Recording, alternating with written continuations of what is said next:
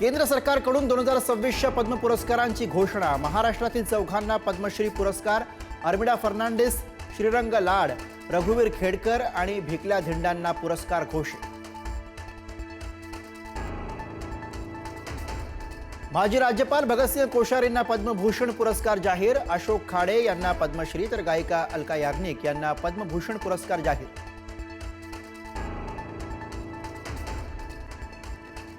क्रिकेटपटू रोहित शर्मा, हरमनप्रीतला पद्मश्री पुरस्कार। अभिनेते धर्मेंद्र यांना पद्मभूषण तर सतीश शहा यांना मरणोत्तर पद्मश्री पुरस्कार जाहीर।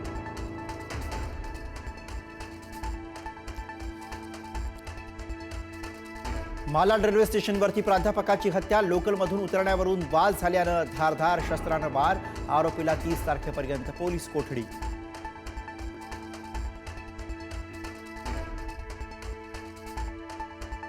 पुण्याच्या वाडे बोल्हाईत पतीकडून पत्नीची निर्घृण हत्या।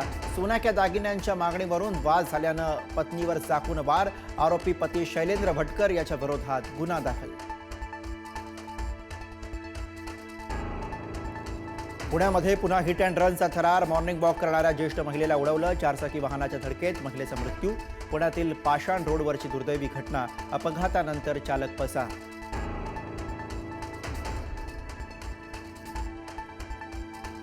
भाजप विरुद्ध एमआयएम वाद तापण्याची शक्यता। महाराष्ट्र हिरवा करू, इम्तियाज जलीलांच्या वक्तव्यानं वाद। छत्रपतींचा भगवा महाराष्ट्र हिरवा होणार नाही, भाजपचं प्रत्युत्तर।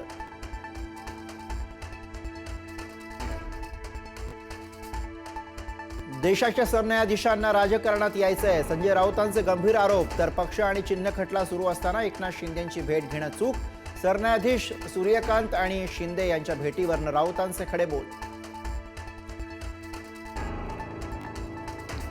चंद्रपुरात काँग्रेस सत्तेला मुकण्याची चिन्ह। चंद्रपुरातील सत्ता स्थापनेमध्ये किंग मेकर ठरणारे 10 नगरसेवक उद्धव ठाकरेंच्या भेटीसाठी मातोश्रीवर।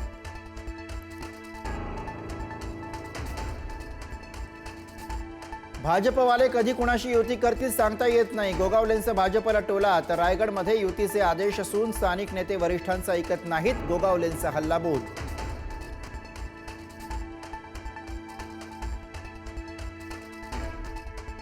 मंत्री प्रताप सरनाईकांकडून परळ एसटी डेपोची पाहणीवेळी चालक वाहकांच्या रेस्टरूममध्ये सापडल्या दारूच्या बाटल्या। मद्यधुंद अवस्थेमध्ये आढळला चालक, तत्काळ निलंबनाच्या सूचना। महाराष्ट्रातल्या तूर उत्पादक शेतकऱ्यांसाठी आनंदाची बातमी। 3.37 लाख मेट्रिक टन तूर खरेदीला केंद्राची मान्यता। नाफेड आणि एनसीसीएफच्या माध्यमातून खरेदी प्रक्रिया राबवण्याचे आदेश। छत्रपती संभाजीनगर जिल्ह्यामध्ये 6 शिशूंच्या जन्मामागे 1 गर्भपात। एप्रिल ते डिसेंबर 2025 दरम्यानची धक्कादायक आकडेवारी।